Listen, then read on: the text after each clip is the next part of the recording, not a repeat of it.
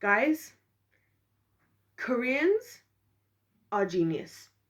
Absolutely geniuses. And yes, ladies and gentlemen, I'm going to be talking about K-pop today. And I'm going to be talking about what no one is saying about K-pop. I kind of had somebody kind of sprinkle an idea in this direction, but backstory. So basically, guys, I was in the mood to learn a dance routine. You guys know that I've worked in the entertainment industry, which is also what's going to help you guys to see my perspective on this and why I'm like, how is nobody seeing this or saying this?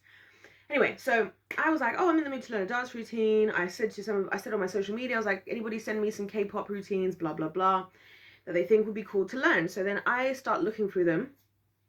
Lo and behold, I start to make a bit of a realization. So I ended up not learning the choreography at all because of everything I'm about to tell you now that I started to realize. And it's really funny, guys, because I'm one of those people who like I'm always late to the party. Like people will be doing something for literally years and I won't be involved, and then all of a sudden I'll just pick it up out of nowhere like years later. But then the funny thing is, when that happens, I always then end up seeing everything that nobody else saw, and I'm like, how come nobody was pointing this out? How come nobody saw this?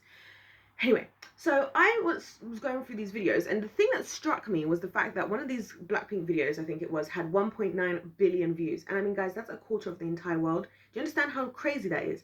1.9 billion views. 1.9 billion. I was like, these guys are doing something right, and these guys, because this is the thing I got to give it to. I'll say something about the Western world, right? In the Western world, we give ourselves a bit more credit than we really deserve. Like, we have just got so much of a mixture of cultures and stuff in a lot of our countries. You look at places like the UK, the US, etc., that we do a lot of things, and we have the control and the influence over the world, if we're being honest, right? Obviously, that was very much manufactured, but that's another story for another day. But we don't really do things to the highest level that we could do them. And I feel like there's a bunch of reasons for that. I think the fact that we are like the most like influential countries in the world, particularly the United States of America, I think we underestimate other countries and other, what do you call them? I don't want to say governments because I'm not really talking about governments, but let's just say other powerful people in other countries, right? And when I looked at these K-pop stuff, I was like, these people have literally taken everything that was good in so many different areas of like Western society and Western culture, popular culture, you name it, the entertainment industry, and they've just executed it beautifully, like way more beautifully than we have. And they've done it in such a way that they've extended the net of people that they can like, what's the word, they can, oh, why do I forget English words? I forget just plain old words, you know, that they can attract. See what I mean? Such a basic word. But anyway, so what I noticed with K-pop is, think about this, K-pop music is like a mixture of all musics. Like, they've thought about this so well. Like, it's got enough English that people who speak English will want to listen to it, but it's got enough like Korean that Korean people, then also other East Asians, would want to listen to it as well. And I mean, if you cover the Western world, all the English speaking countries and East of Asia, that's a lot of countries. And a lot of countries, even outside of the Western world and East Asia, speak English in as normal, because obviously, you guys, we don't need to get into it, but you know.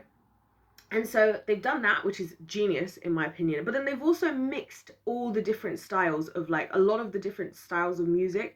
So some of their music sounds more just like classic poppy type stuff. Some of their music sounds more, it's got more rap involved. There's songs where it's more of a love story and it's all nice and lovely. Then there's songs where it's more like, you know, boss babes or boss men, or you know what I mean, whatever it is. And then on top of that, the girls and the guys themselves are like the most ambiguous looking Asians, if I can say that, East Asians, as far as like they look East Asian, right? They look, you know, Korean, but then they also kind of look Western a little bit. Do you know what I mean? It's almost like they could be, it's almost like they could be 50-50 babies. Like they could be, they could have one like Korean parent and one like, say, American parent or something like that. Do you see what I mean? And so then they got that. So that's another thing, that because then they appeal to the East Asian community because they see somebody that looks like them. But guess what?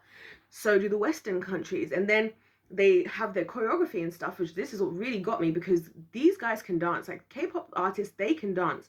In the Western society, in the entertainment industry in Hollywood, they are so much more reliant on like background dancers and stuff like that, which I know obviously as a choreographer. So this is like me seeing that, like, wow, usually it's like even a hard, difficult job sometimes as a choreographer to teach artists to dance, because they're not really good at dancing a lot of the time. And some of the time it's just like they do like 1/8 count worth of choreography, and they join in with their dancers for like 1/8 count, and then they'll not join in again for a little bit, and then they'll join their dancers again at another point, but it's not really dancey. And you find that the ones who can dance themselves get really, really popular. Like that's something that you see like with somebody like Beyonce, that because she can actually dance really super well, that plays into why people like her, you know.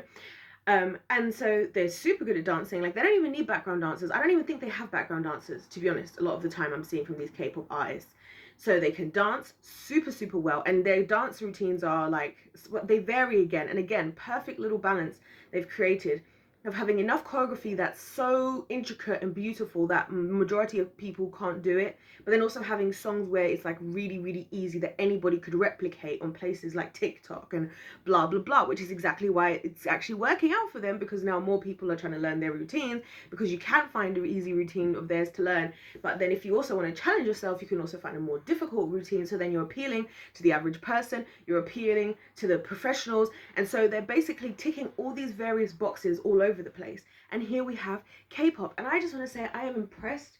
I am so impressed. I get why people are into it, and this is why you find that everybody has like their own artist, or, and this is the power of groups, guys. I know I just didn't finish my sentence, but what I'm going to say now is going to be more helpful than where I was going, right?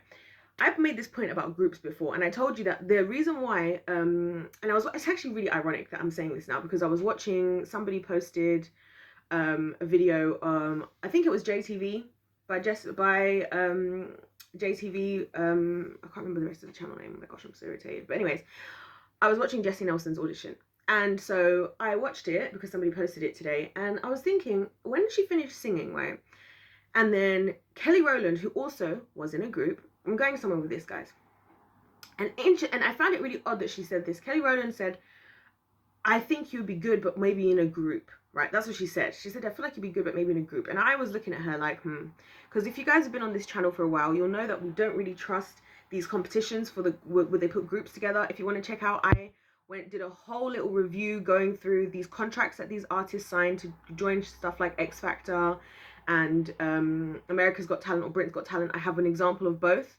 So please check out my contracts playlist. You'll be very surprised to find out what these people actually have to sign just to audition like Jesy Nelson did. So check that out if you're interested. Anyway, I'll just give you the spoiler alert is that they're dodgy. Very, very dodgy contracts that you do not want to sign. Anyway, and so I was thinking, I've said to you guys before, that they purposely put groups together because groups are very powerful tools to make money for the entertainment industry, because people are gonna like relate to one of them, right? You saw it first of all with the Spice Girls. They're the reason we now have these competitions. They were like the biggest. I think they still got considered like the biggest girl band, whatever. And what did they do with the Spice Girls? They have a mixture of different races, body types, heights, personalities. That was the whole branding, right? I'm Scary Spice, I'm Sporty Spice, I'm this. Every woman is going to find one of them that they relate to on some level, probably all of them at some level, and that is one of the best marketing strategies. You guys, it's the same for you guys. If you're a fan of groups, you usually pick someone. There's just something about us that you pick somebody who's your favorite, right? A lot of people, their favorite was Beyonce, right? And that's why I said it's ironic Kelly Rowland would say this, because I feel like Kelly Rowland is an example of how anyway, we won't get into all of that, but let's just say she was in a girl group. And so groups are a very powerful tool, because then people really prefer one or another person in a group, which then makes it easier for, again, to have a wider net of people who are interested to listen to these people. So I was just finding all of this very interesting as I was watching K-pop, and just watching how they've really observed. And I think this is what the one thing I would like to just highlight here to you, all of you guys, is I think people are very highly underestimate how much we in the world are all observing each other, and especially us in the Western world. I think we highly underestimate how much the rest of the world is looking at us and is being influenced by what we're doing. Very highly underestimate, because whenever we start to pick up on something, so say with this K-pop thing, K-pop had like its whole whatever in the last however many years, it's uprise whatever in the Western world. and that has a global impact because everybody's looking at the Western world. It's the same thing we saw when now it's so usual that people were doing more dances with Afro styles. People weren't really doing Afro styles like that in the Western world. It was not even seen. I remember doing competitions and Afro was not even considered as an official genre to compete at, say for like street dance competitions and stuff like that. Now you'll see that there. You'll see Bhangra. You'll see all these other styles now being considered to be involved. Why? Because it starts in the Western world. Things go viral in the Western world. We all start making videos on TikTok, Instagram, YouTube. Then that goes around the world. Then it's worldwide now because you see this. Like, I'm still shocked to this day seeing people dance Afro from all over the world and just killing it. And I'm like, what? They've got Afro in, like, I don't know, wherever, Sweden? Like, really? That's crazy. You know, so I think it's very interesting to see how they've capitalized off of something that was created, and they've kind of done it better. Like, that's the truth. They have done it better. They've done it better, and they've been even more intentional. I told you guys in a very old series I did at when my first rebranding of my channel. We're now on the second rebranding of my channel, but you guys can check it out. It's a mini series, and I did K-pop versus J-pop, and I talked about, you know, the differences in the origins of the music. And again, the origin was very much to do with the Western world. The Western world was the leaders into, you know, how it shifted the music area in those countries a lot. And then I also talked in there about how they're highly manufactured. Like the lot of these K-pop dancers and stuff, they're highly manufactured from a young age. They're trained up in acting, singing, dancing, everything, and they have to be able to be at a certain level. And so by the time that they were young adults, they now are perfectly ready, more than say in the Western world where you might just be looking for young talent. And again, that model that they use is the same model that was used with the Spice Girls, which I believe the Spice Girls were the ones who really showed how you could have a pop group that can blow up, like, as in that sense. Because I mean, they did the acting, the singing, the dancing, as far as like the female pop groups or whatever. So, and that's how they came together, because the reason they came together was they had all come to audition because somebody said, I'm looking for, I think it was like 5 girls 18 to 21 who want to be part of a girl group. They trained for a year. They trained for a year all together, you know, doing all the acting, singing, dancing. Then they were pitched to a bunch of like labels and artists and whatnot, and so on and so forth. And that led to the Spice Girls we have today. Started with Tell Me What You Want When You Really, Really Want, that song. They wrote that together, and here we are. And so I just thought it was really interesting to kind of like talk about this, and to talk about, first of all, the influence of the Western world and how that actually really highly impacts everywhere. That's why I think what's happening in the Western world, we've got to be really careful. I was going to say something wild, which I could say it, but it's not the video for it. But we've got to be very careful about how we look to the world, because they're looking at us and they're saying to us, like, they're seeing what they can do. Sometimes they're outdoing us. In the case of K-pop, I believe they're outdoing us. I mean, literally, some of these K-pop songs are the same exact melodies as these other songs that we've already seen before. Like, there was one, oh my gosh, there was one song I heard, and this is actually the video that I heard before. Remember, I said somebody like sprinkled this idea in my mind. So basically, I saw this video on, I think it was YouTube Short or something, and somebody had shown like how K-pop artists were using the exact same melodies, exact same tunes for previously popular music in the Western society. And I've seen that because I heard one of these K-pop songs and I was like, oh my gosh, that sounds exactly like a song by Rihanna. I can't remember which song it was.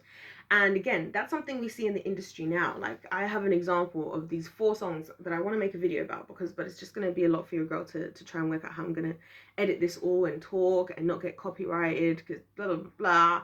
But anyway, these 4 songs that are all based off the same song, but they're 4 different songs that came out of essentially 4 different times, done in 4 different ways, but it's the same tune. And I just want to highlight that the entertainment industry is so highly manufactured in a lot of senses, not just in Korea, also in the Western world. It's about, how do we get views? How do we get people watching? That's why when I saw the 1.9 billion, I was like, these people knew exactly what they were doing to get this result. This was not a risk. This was a planned, strategized project that was executed excellently. So yeah, you guys let me know what you think about all this K-pop stuff. How did you get into it? What do you think? Do you kind of see where I'm coming from? I'd love to hear you guys' thoughts in the comment section. Don't forget to subscribe. I would love to have you guys over here. Thank you all for just embracing my new whatever you want to call it, of how I'm posting my videos these days. Don't forget to hit the like button. If life's a game, then let's play to win. God bless every single one of you, and I'll see you in my next one.